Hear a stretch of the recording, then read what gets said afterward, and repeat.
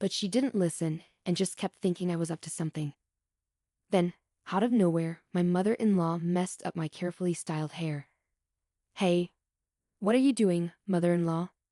I spent so much time getting ready. This is terrible," I exclaimed. My hair was a mess, and I couldn't go out like that. But instead of apologizing, my mother-in-law said, "There's no need to fix it. This hairstyle suits a high school dropout like you. You should wear your hair like this for the wedding." I was already late, so I quickly fixed my hair and rushed to the venue where Tom was waiting. When I got there, Tom saw my upset face and asked what happened. I was torn about whether to tell Tom what happened earlier, but I didn't want to bring up something so upsetting when we were supposed to be talking about the wedding plans. So, I decided not to tell him at that moment. Then, as the wedding day got closer, my mother-in-law came up with a surprising idea. She said, "Hey, Alice's mom lives far away, right? It must be hard for her to come and stay in a hotel.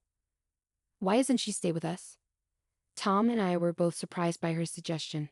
It would save money on hotels, and it could help our families bond better. Tom suggested I talk to my mom about it, so I did right away. My mom was really happy with the idea, and we decided that my twin sister Emma would come too. At first, I thought my mother-in-law was being nice, but I had no idea what she would do next. The day before the wedding, my mom and sister came to stay at my in-laws' house. Seeing them after such a long time made me really happy.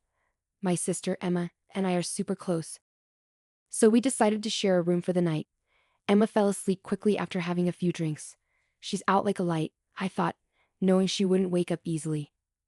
Just as I was about to go to sleep too, I heard the door to our room open. I was puzzled and then heard a buzzing noise, like someone was shading something. "Now you won't be able to go to the ceremony tomorrow, will you? No need for hair for a girl who didn't finish middle school," I heard my mother-in-law say. I was shocked and turned on the lights.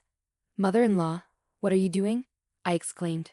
The person in the bed suddenly sat up, surprising my mother-in-law too. "Huh, mother-in-law, you're Alice, right?" she said, confused. She had mistaken me for Emma. "That's not my hair. We're twins, and our faces really look alike," I explained. It turned out that it wasn't me whose hair got shaved, it was my sister Emma. "What? How could this happen? It was supposed to be Alice," my mother-in-law exclaimed, clearly shocked.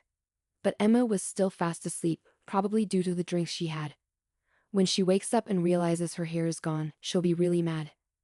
Emma's not one to hold back her feelings, so I knew she'd be furious. "I can't cover for you on this, mother-in-law," I told her, feeling guilty. She probably left the room feeling uneasy. The next morning, Emma saw herself in the mirror and freaked out. She was furious about being bald. Our mom was there too and couldn't help but cry in shock. Tom was disturbed too, saying, "This is terrible. Who would do such a thing?" So, I decided to tell everyone what happened the day before. I was curious to see how my mother-in-law would react this morning, but she wasn't around. My father-in-law said she went for an early walk and hadn't come back yet. I started worrying that she might have run away, so I told her relatives everything and went to look for her.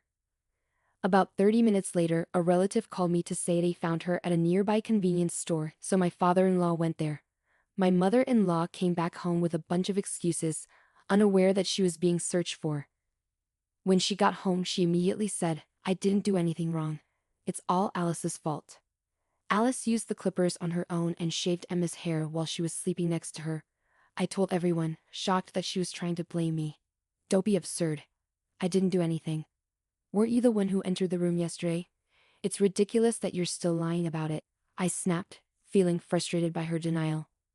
But my mother-in-law kept denying her involvement. Then my father-in-law seemed to recall something. He went outside and returned with something in his hand. "Alice, is this the clipper?" he asked, holding it out to me.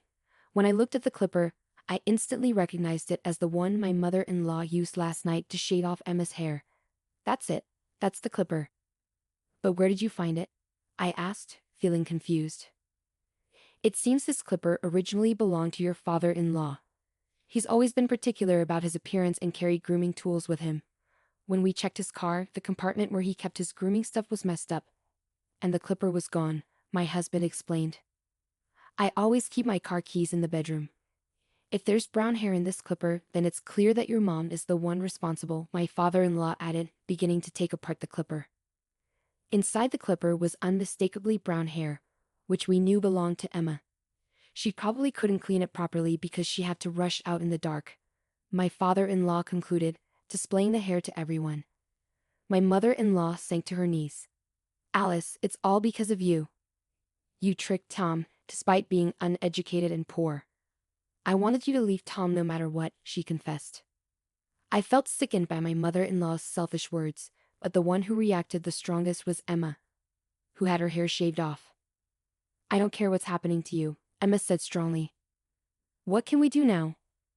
I can't go to the wedding looking like this, she said, sounding upset. Emma's father-in-law heard her worry and called a friend who knew how to fix hair. They decided to bring a wig quickly. It would help Emma's hair look better for now. But they needed to find a solution for her mother-in-law too. 30 minutes later, the friend of Emma's father-in-law came with the wig, and Emma looked beautiful with her new hair.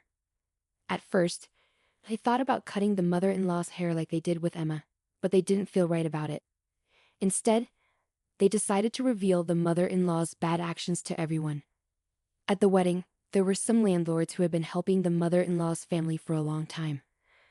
They were close to Emma's father-in-law, and hearing about what happened would surely affect the mother-in-law's parents. The landlords had been giving them a discount on their rent, but they might stop helping them once they found out about the mother-in-law's behavior. They might even make things worse by increasing the rent or making them leave the apartment.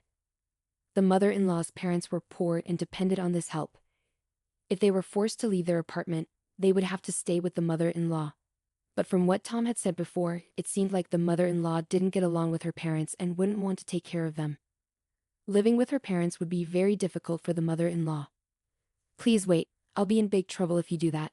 I'm really sorry, it was my fault. I got carried away and did something wrong. I'm sorry, Emma. I'll compensate you for the damage, so please forgive me. The mother-in-law kept apologizing over and over again, bowing down on the floor. But even with all the apologies, Emma's hair couldn't be fixed. After talking it over, they decided that Emma's father-in-law and Tom would tell everyone about what the mother-in-law did. Emma had already agreed to this. The mother-in-law said she didn't want to go to the wedding and tried to escape, but Emma and Tom stopped her. When they got to the wedding place, relatives who had heard of the situation through messages looked very worried as they approached us. We showed everyone what the mother-in-law did wrong, and Emma bravely took off her wig, revealing her bald head. Everyone was shocked, especially the women, who couldn't believe it. For a woman, her hair is very important, so imagine the shock of suddenly having it shaved off. Seeing Emma like this made some people cry. Then, as expected, the landlord came to the mother-in-law and asked if it was true. At first, she tried to lie, but Emma's father-in-law encouraged her to tell the truth, and she finally admitted it. The landlord was furious and also scolded the mother-in-law. After that, the mother-in-law looked sad during the rest of the ceremony, which was unusual for her. The wedding went well, and we were happy to have the blessings of many people. But we couldn't stay in the same house with the mother-in-law anymore. So we decided to move to our own apartment and start a new life as a couple. The mother-in-law panicked when she realized we were leaving the house. She cried and begged us not to go, but we couldn't stay with her anymore. Even the father-in-law felt the same way. He told her he wanted a divorce and asked her to leave the house. The mother-in-law looked scared and held onto the father-in-law, pleading with him to reconsider. She said she had nowhere else to go because she didn't get along with her own parents. She was trembling and looked like she might collapse at any moment.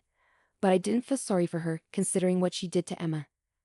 I never expected someone to shave my head while I was sleeping, mistaking me for Emma.